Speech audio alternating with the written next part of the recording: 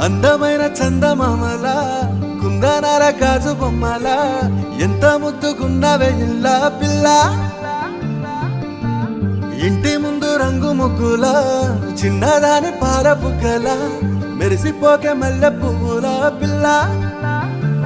నిన్ను చూసిన క్షణమున నన్ను నేనే మరచిన నువ్వు చేరిన మనసున నేను రాసా ప్రేమ కథ నీకు పుట్టుమచ్చలా ఉండిపోయేలా చేసావే నన్నిలా